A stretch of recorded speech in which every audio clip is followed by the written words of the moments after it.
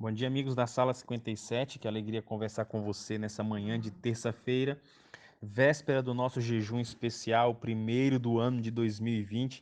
Teremos um tema amanhã muito relevante, importante para o seu crescimento, desenvolvimento, maturação espiritual. Então, se prepare para amanhã, viu? Amanhã é dia de bênção.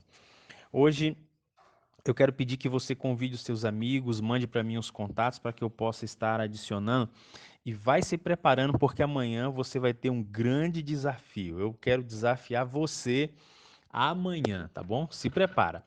Hoje, refletindo junto no capítulo 6 do livro de Esdras, nós encontramos o rei Dario fazendo toda aquela pesquisa nos arquivos históricos dos pergaminhos da Babilônia para que pudesse encontrar a ordem de Ciro, quando ele mandou reconstruir, né, autorizando a reconstrução do templo da casa de Deus. E ele encontra toda a escrita, tudo bem detalhado, de uma forma administrativa, como deveria ser feito. E após ler aquele decreto, o rei Dario também manda a sua ordem a Tetanai, né, e a Setar-Bozenai, que eram os administradores daquelas províncias, para que obedecessem à ordem e para que pudessem prover todos os meios possíveis para que o povo de Israel não parasse na reconstrução do templo. E não somente isso, mas o próprio rei, o rei Dario acrescenta, né, um decreto de morte a qualquer pessoa que de alguma forma pudesse atrapalhar a reconstrução da casa de Deus. Após o templo ser reconstruído, o povo de Israel então faz uma dedicação especial.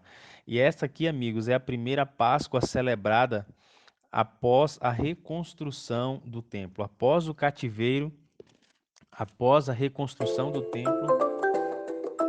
Essa aqui é a primeira Páscoa celebrada para que eles pudessem assim cultuar ao Senhor, para que eles pudessem de alguma forma entrar novamente em harmonia com todas as orientações, com todas as regras que Deus havia dado por intermédio do seu servo Moisés ao seu povo. Me chama muito a atenção alguns desses versos do capítulo 6.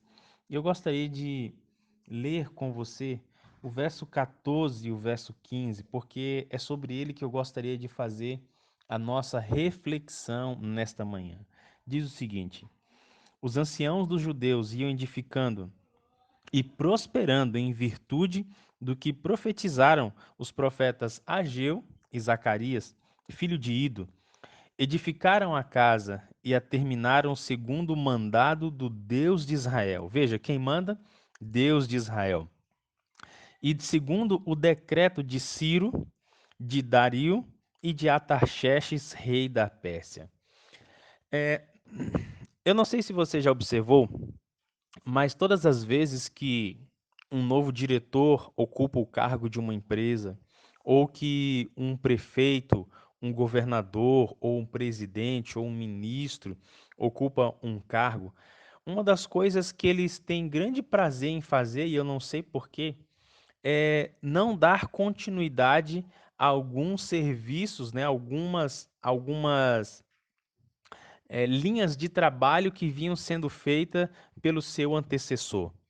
Parece que as pessoas gostam de construir o seu legado desfazendo tudo aquilo que foi feito antes deles.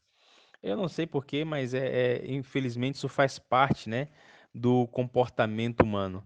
Ainda que tenha sido uma coisa boa, a gente já viu de várias formas que coisas boas são deixadas para trás para que seja implementado uma nova forma de governar, uma nova forma de fazer. E eu fico pensando, dentro desse aspecto, como é que Ciro, Dario e Artaxerxes obedeceram a mesma ordem para reconstruir o templo de Deus. Como três grandes monarcas dos maiores impérios daquela época iriam obedecer a uma ordem dessa para reconstruir o templo de uma nação que agora era escrava deles, como era o caso dos judeus. Como? Qual a origem disso? Por que eles obedeceriam a tal ordem? Porque três monarcas, em épocas diferentes, dariam ordens para que aquilo que um dia havia sido o ponto de orgulho de uma nação, no caso os judeus, fosse reconstruído e na maior pompa possível, por um simples detalhe, porque a ordem havia vindo de Deus. Veja, edificaram a casa e terminaram segundo o mandado do Deus de Israel, segundo a ordem do Deus de Israel. Deus manda e os reinos obedecem. Deus está acima de qualquer governante.